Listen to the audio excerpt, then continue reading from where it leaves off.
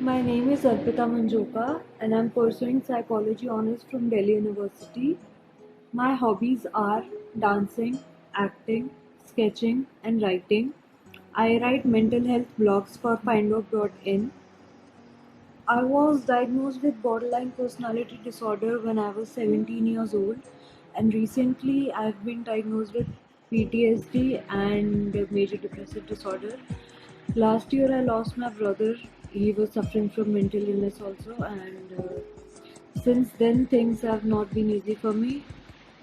If I go back, then things started when I was in seventh grade. I self harmed for the first time.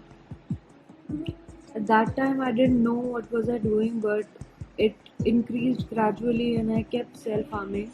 When I was in 11th grade, I told someone, a member of my family, that I want to visit a psychologist because I was having major rage issues and I was self harming so much. And what I heard was, "Tu pagal thodi hai." Literally, that was those words, what I heard.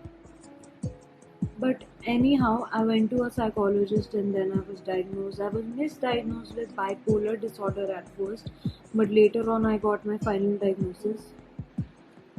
I changed many therapists, two, three therapists, and I'm taking therapy currently and it's helping me a lot. It has actually changed me as a person. I have stopped self harming. I have learned to control my outbursts and emotions. In short, therapy has made me a better person. The stigma attached to mental illness is for real, because when you have some physical illness, people care for you, they are there for you, they understand your situation, they try to empathize with you.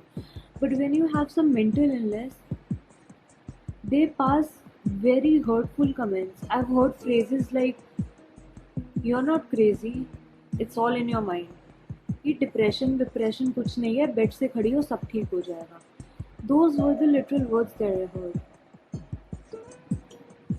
But luckily, I have supportive friends and family members that I'm recovering.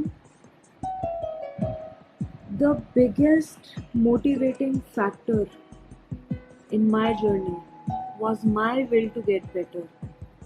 If you want to get better, then only you will get better. Therapy and medication is a secondary part.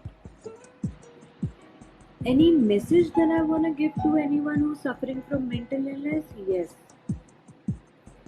One, take therapy and medication seriously and on time and regularly.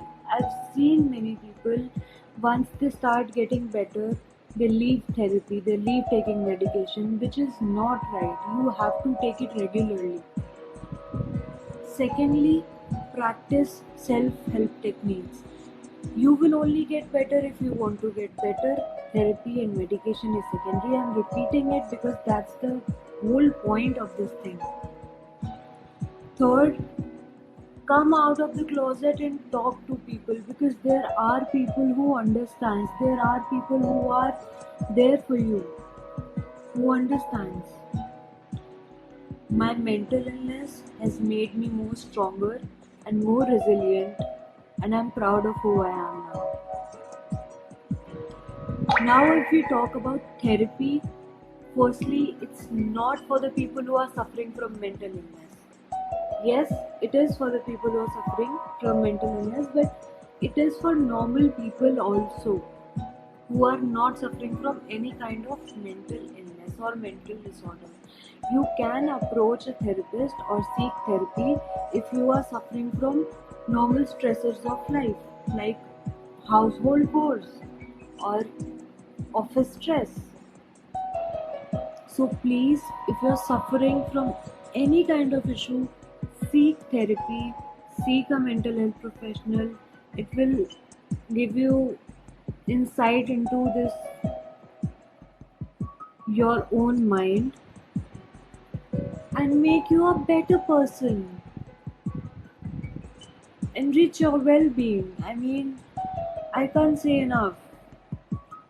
And my mental illness is my strength, not my weakness. Proud to be a borderline.